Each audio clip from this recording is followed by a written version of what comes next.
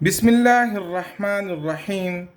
Dear students, it is lecture number 31 of 10th class mathematics book. In this lecture, we will solve exercise 4.3.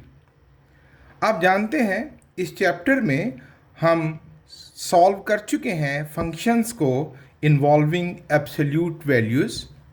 आज वो जो हमने practice rehearsal पिछली exercises में की, आज हम क्या सीखेंगे? Real life problems involving absolute valued functions. Let's start the topic.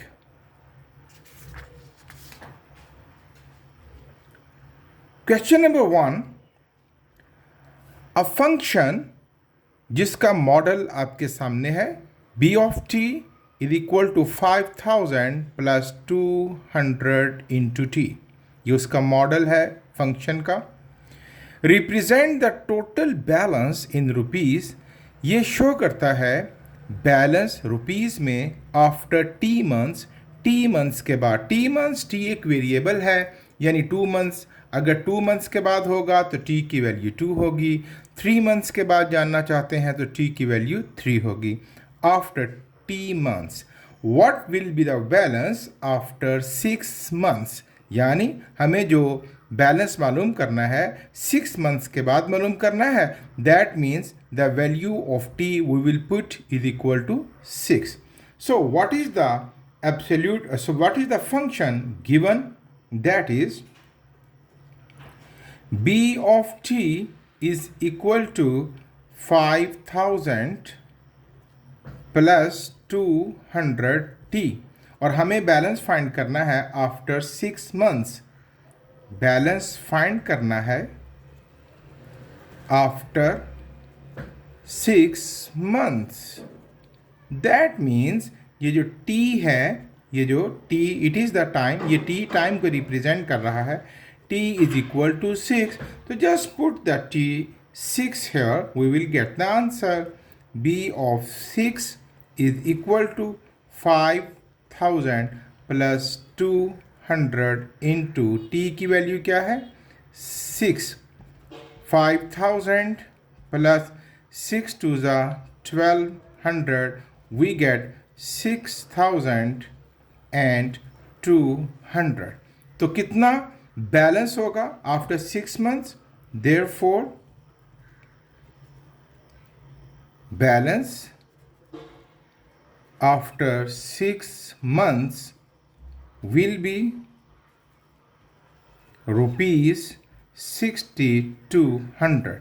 ये इजाफी बातें हैं, इस तरह टेक्स्ट फॉर्म में लिखना, डिस्क्रिप्टिव फॉर्म में लिखना ये नेसेसरी नहीं है, आपको समझाने की खातिर लिखा है। आप यहाँ तक भी लिख के इसके साथ रुपीज़ लिख सकते हैं। तो देखा आपने, it's quite easy use of functions in our daily life, कि हम कोई भी मॉडल तैयार कर सकते हैं और हम उसको मुख्तलिफ वैल्यूज़ के लिए कैलकुलेट कर सकते हैं। क्वेश्चन नंबर 2, अब फंक्शन आपके सामने है f of x is equal to 150 plus 20k। यहाँ कोई गड़बड़, ये यहाँ भी k होना चाहिए क्योंकि ये वेरी नहीं, ये मुख्तलिफ हो गया कि यही रियल वैल्यूज़ हैं। A function f of k is equal to 150 plus 20k, ये उसका मॉडल जो हमें मिला है फंक्शन का। f of k is equal to 150 plus 20k। आइए देखते हैं ये किस चीज़ का मॉडल है। Represent the total fair. Total किराया, टोटल फेयर निकालता है in rupees for k kilometre. k एक वेरिएबल है, यानी 3 किलोमीटर दूर सफ़र करना है तो उसका फेयर कितना होगा?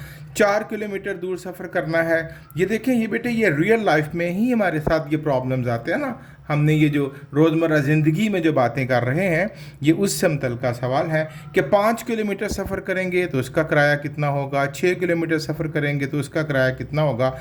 ये एक मॉडल उसके लिए तैयार किया हुआ है।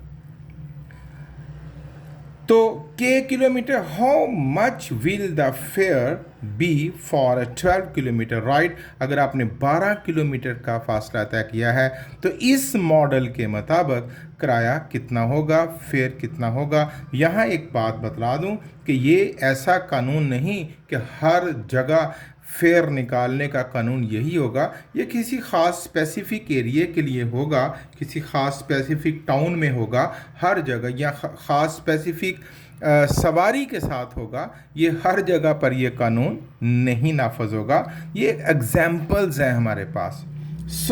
तो के कितने किलोमीटर है हमारे पास जी? 12 kilometre. K is equal to 12 kilometre. अब यहाँ पर हम के 12 लगाएंगे, is equal to 150 plus 20 into 12। तो हमारे पास ये 12 किलोमीटर का किराया निकल आएगा। 12 टू ज़ा 240 ऐड कर देते हैं, ये बन जाएगा 390। So fair of 12 kilometre ride is ₹390। कि 12 किलोमीटर का फासला तय करेंगे, राइड करेंगे, तो हमें फेयर कितना होगा? 390। बहुत ही आसान सवाल जा रहे हैं। Question number 3, the cost of manufacturing fancy sofa set would be fixed charges ₹5500। एक फैंसी सोफा सेट है जिसको बनाने के फिक्स चार्जेस हैं 5500, विच इज़ मॉडल्ड एज, और उसको जो मॉडल तैयार किया गया है वो ये है, वो क्या है? F of N is equal to 5500 into एन। अब n से क्या मुराद है? Where n is the number of sofa sets. 2 sofa sets तैयार करने हैं तो इसको 2 से मल्टीप्लाई कर देंगे, 3 सोफ़ा सेट्स तैयार करने हैं तो 3 से मल्टीप्लाई करेंगे। Find the cost of 50 sofa set. हमें 50 सोफ़ा सेट्स तैयार करने हैं, यानी n हमें क्या मिला? 50। So put here 50, 5500 into n, और n की जगह फिर क्या आएगा?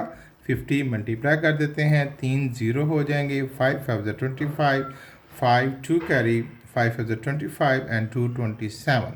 So cost of 50 sofa sets is ₹2,75,000.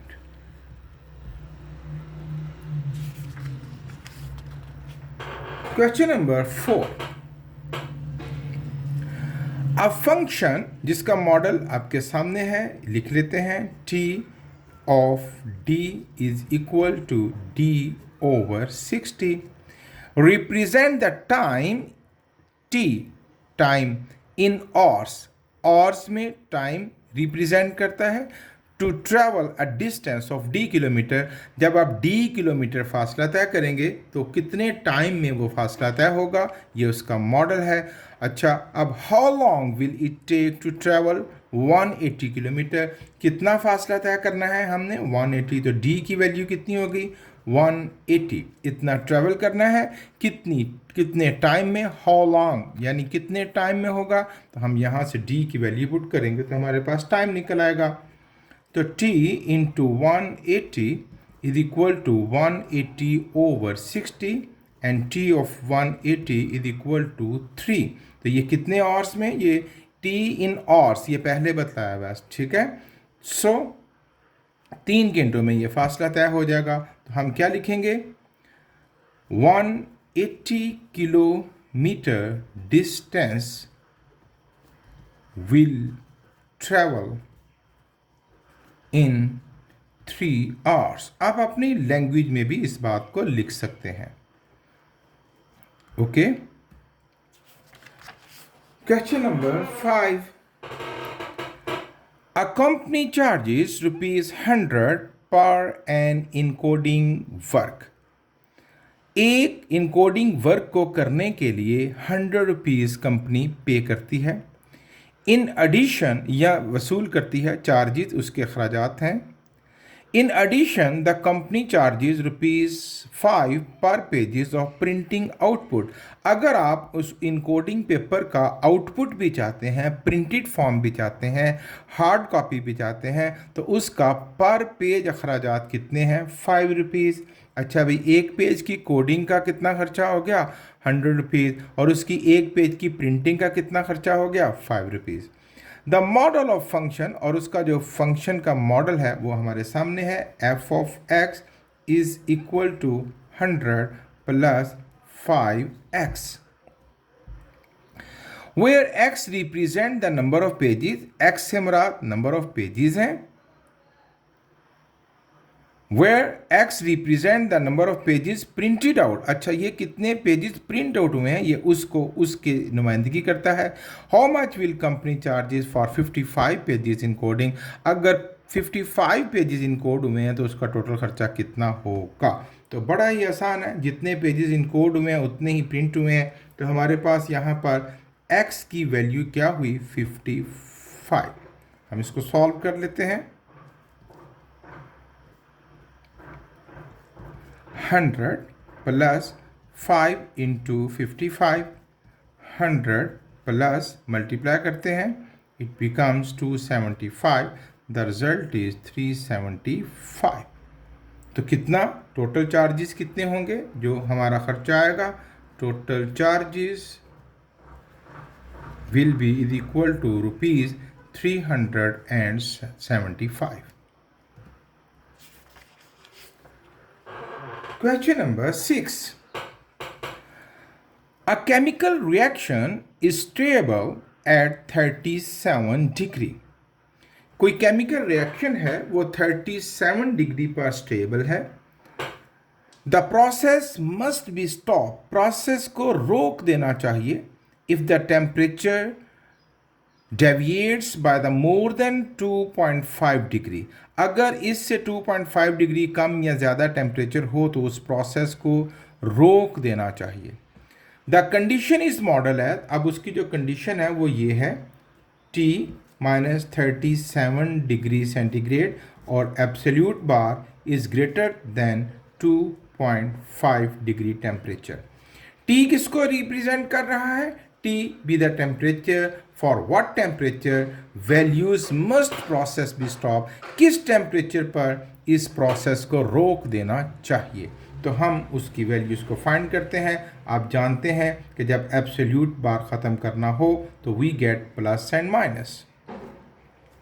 चलिए यहाँ लिखते हैं plus minus T minus 37 greater than 2.5। अब यहाँ इसके हम दो हिस्से कर देंगे, एक plus T minus 37 is greater than 2.5 और एक minus T minus 37 is greater than 2.5।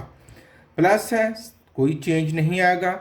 T minus 37 is greater than 2.5 and T is greater than 2.5 minus वहाँ जाके plus 37। T is greater than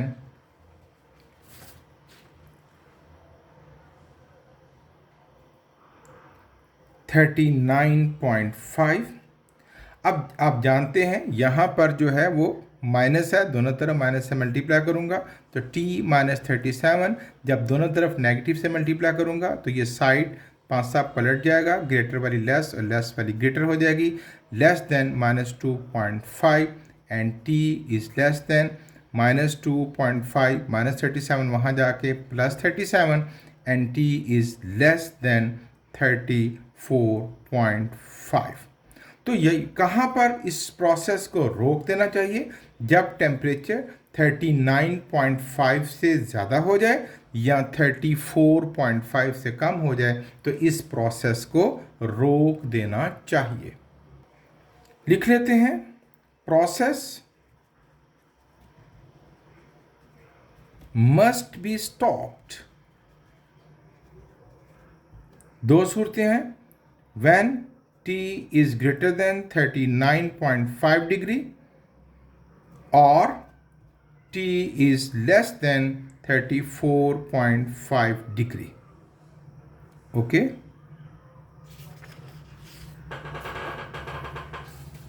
Question number 7. A factory produces metal rods. एक factory metal rod तैयार करती है. That must be 2.5 metre, जिनकी लंबाई कितनी होगी 2.5 metre, with a tolerance of plus minus 0.04. हाँ, उसमें 0.04 मिलीमीटर्स तक की जो कमी बेशी है, यानी लंबाई थोड़ी इतनी सी बढ़ जाए या इतनी सी कम हो जाए 0.04 के फ़र्क के साथ, तो दैट इज़ एक्सेप्टेबल, वो पीस एक्सेप्ट किया जाएगा. An absolute value in equality model this, और उसका जो मॉडल है वो ये है, x minus 2.5 absolute bar is less equal to 0.04. What is the range of accepted length? तो किस रेंज के मॉडल जो रॉड्स हैं वो एक्सेप्ट किए जाएंगे. आपको बताया कि 2.5 मीटर का वो रॉड तैयार करती है, और हमारे पास जो टॉलरेंस है वो कितनी है, प्लस 0.04, थोड़ा सा बड़ा हो जाए, या माइनस 0.04, इतना सा वो कम हो जाए. इसको हम कैलकुलेट करेंगे. एब्सोल्यूट बार हटाएंगे, plus minus x minus 2.5 less equal to 0.04, इसके दो टुकड़े करेंगे. Plus x minus 2.5 is less equal to 0.04 and minus x minus 2.5 is less equal to 0.04. Plus है, कोई चेंज नहीं आएगा. x minus 2.5 is less equal to 0.04, ये वहाँ चला जाएगा. x is less equal to 0.04 plus 2.5 add कर देंगे. x is less equal to 2.54. जी, माइनस से दोनों तरफ मल्टीप्लाई करेंगे. x minus 2.5 greater equal to, minus से मल्टीप्लाई करने की वजह से माइनस 0.04. अब भाई x माइनस 2.5 उधर चला जाएगा, is greater equal to minus 0.04, और माइनस वाला वहाँ जाके plus 2.5 and x is greater equal to 2.5 में से इसको माइनस कर देते हैं. What we get? We get 2.46. तो भाई इतनी लेंथ जो है वो एक्सेप्टेड है, यानी 2.54 तक चला जाए या 2.46 तक वो उसकी लेंथ हो जाए तो एक्सेप्टेड है. तो इसको हम इकट्ठा भी लिख सकते हैं. x is greater equal to 2.54 और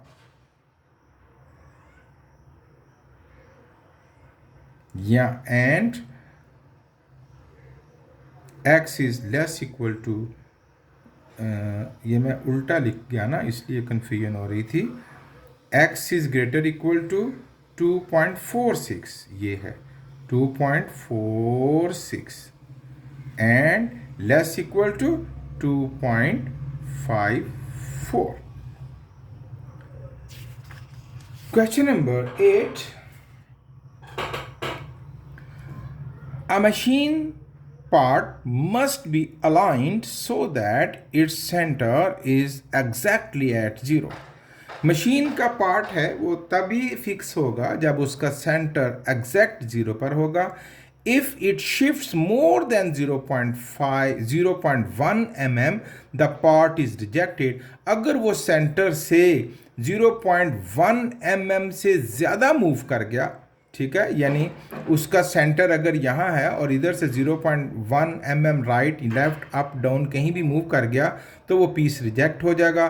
the model is given by this x बार, ये मॉडल है. x absolute values is greater than 0.1. What positions of the centre causes rejection? वो सेंटर की कौन सी पोजीशंस होंगी जिसकी वजह से वो पीस रिजेक्ट होगा? आइए यहाँ से कैलकुलेट कर लेते हैं. Plus minus x is greater than 0.1 अलग कर देंगे. Plus x is greater than 0.1 and minus x is greater than 0.1. x is greater than 0.1 और यहाँ पर मैं x ख़त्म करने के लिए दोनों तरफ माइनस से मल्टीप्लाई करेंगे तो साइन चेंज हो जाएगा, x इज लेस देन -0.1। तो पीस कब रिजेक्ट हो जाएगा? When centre will be